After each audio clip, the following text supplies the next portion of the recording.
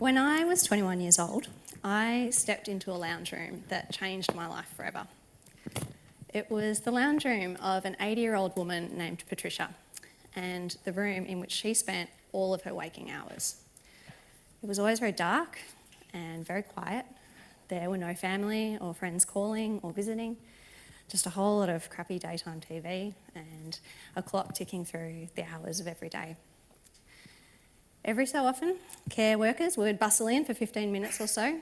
They'd help give Patricia a shower, drop off some meals, throw on some laundry, and then be off. They didn't know her. They didn't know that she'd once got drunk with a boy and stowed away on a boat to Antarctica, as you do. They didn't know that she'd loved and lost. They didn't know any of the things that I learned about Patricia during the time that I spent with her in that lounge room as a volunteer writing her life story. Like how smart she was, how fiery, how much she had to share and tell, or how lonely she was, and how scared she was of passing away alone, which ultimately she did. Sorry. I learnt a lot of things from Patricia during the time that I knew her, but one of the biggest things that I learned is that sadly her story is so far from unique. 4 in 10 older people in our community feel lonely and isolated, and 2.5 million have felt unwanted, excluded or invisible because of their age, which is just, to me, not okay.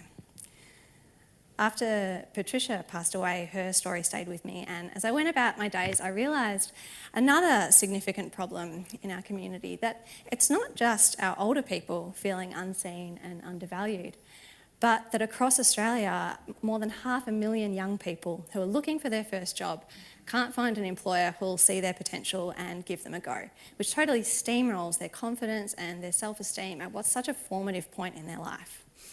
And you tell me, how do you get experience if no one will give you a job? Now, I'm a very ambitious person, and 4 years ago, these two big social problems struck me as being potentially two parts of one really huge and exciting opportunity. The idea was simple. What if we could train and employ young job seekers to provide services that would help older people stay connected and enjoy life? And in doing so, create connections between generations and spaces for older people to share all of their rich stories and experience and knowledge back with the young, who have so much to gain from them. Also so much fun to have on Snapchat, but so few opportunities to do so. Fast forward a few years and that idea has become Lively, an organisation that I'm so proud to be able to stand here and say has employed over 50 young job seekers to provide support to over 500 older community members. So far, as you heard earlier, we've focused on helping older people learn how to use technology to get online and expand their social networks and horizons.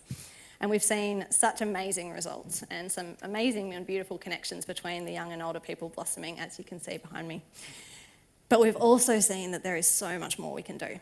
So right now, we're working on an even more ambitious project. We're working to develop a home care service model that will employ young job seekers to provide a much broader and more holistic range of services to older people who need help living well at home.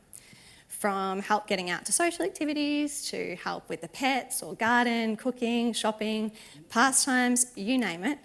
Our model is going to differ significantly from what's on offer in what's currently a very bleak home care system by treating older people not as things to be looked after, but as valued contributors to meaningful, rich two-way exchanges and friendships between them and the young people that come to help them out. By actively working to build older people's social networks in their own communities so that we can expand our impact beyond what we can physically do ourselves. By bringing excitement and energy and enthusiasm to an industry and a sector that is so desperately in need of it. And by operating in a way that not only provides young people with such incredible personal and professional development, but which attracts them to this type of work, which we know that the current aged care sector just doesn't do. So over the past 6 months, we've been working with young people, older people and carers to develop a model that we are now absolutely raring to get out there and test. So that is what we're asking for help from you all for tonight.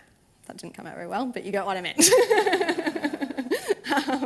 with $15,000 tonight, we can launch our trial and work with an initial group of 6 young job seekers and 30 older community members to work closely on developing, testing and evaluating that service in practice, which will give us the learning we need to be able to roll it out nationally. With $25,000, we can develop an amazing training program for all of our young people to go through to prepare them for their employment with us and for their future.